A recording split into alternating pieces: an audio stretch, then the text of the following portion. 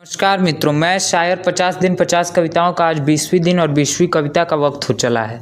मैं आपसे फिर वही दावा करूंगा कि आप अपने बेहतरीन लाइनों को सुनने वाले हैं, तो बस 5 मिनट अपने विचारों को विराम देके मेरे विचारों को सुनिए।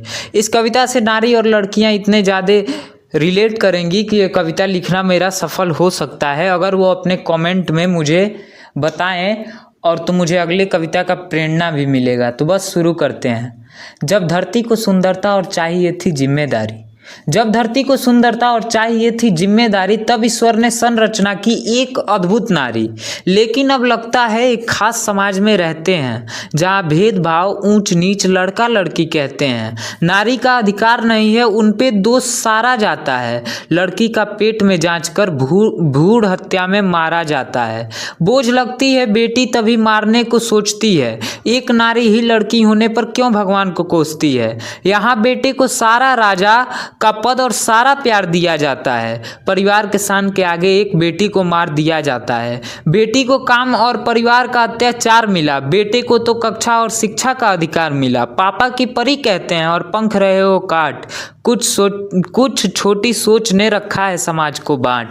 लड़की को घर पे रोका जाता ताकि बाहर कुत्ते दे ताक नहीं, और मर्दों के हवस संयम में ना हो, ये इस समाज के लिए कोई बड़ी बात नहीं। छोटे कपड़े पहनती है, कटवाएगी बाप की नाक, ये वही लोग कहते हैं जो रहे हैं समाज के तलवे चाट। बहन पर गलत नज़र रख रहा, कैसा बेटा का संस्कार, उसी बेटे के कारनामे ऐसे जैसे अय्यासी का कारोबार। बाप को कुछ पता नहीं है, बेटे को जाति का अहंकार, किसी के द्वारा मारा गया बेटा जब केस मिला था बलात्कार, किसी के द्वारा मारा गया।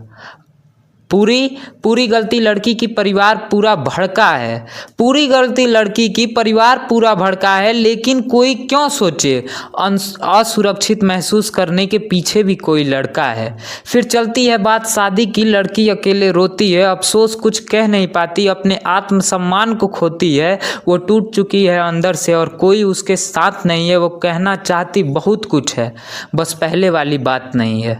अब जैसे जेल लगता है उसको अपना खुद का घर, उसको सबसे डर लगता है खिलाफ जैसे सारा शहर। कोई उसके पक्ष में नहीं, सबकी बातों में भरा जहर। बेगुनाह को सजा मिल रहा, ये कैसा है खुदा का कहर।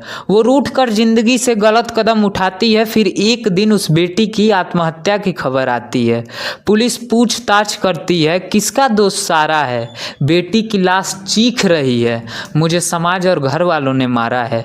गुनहगार सिर्फ लड़का नहीं है, गुनहगार है पूरा परिवार है। और सब कुछ पता होने पर भी नहीं बोला, ये भी एक चमत्कार है। वो लाश भी तरस गई, इंसाफ भी ना मिला मर के। कोई कुछ बता नहीं रहा, सिर्फ परिवार के बदनामी के डर से। दूसरे को तबाह कर लड़का झूम सकता है, लड़की दुनिया से चली गई और लड़का खुला घूम सकता है। और एक बात बताना है समाज की खास में, बहुत साल लग जाते हैं कानून को दिलाते इंसाफ में। लड़का फिर से तैयार दूसरे की तलाश में आया था करने बर्बाद जिंदगी फिर किसी लड़की की फिराक में। लेकिन वो मारा गया अपने हवस की प्यास में। बहन तुम्हारी भी हो सकती है जिसको तुमने प्यार किया, कानून की आंखों पर पट्टी थी इसलिए मैंने ही उसको मार दिया।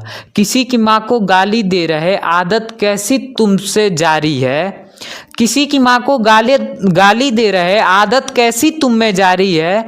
क्यों बाप तुम्हारा हिजड़ा है या माँ तुम्हारी बाजारी है। अब तक हो घूंघट के पीछे, अब तक हो घूंघट के पीछे, अब तक हो मरहट के पीछे।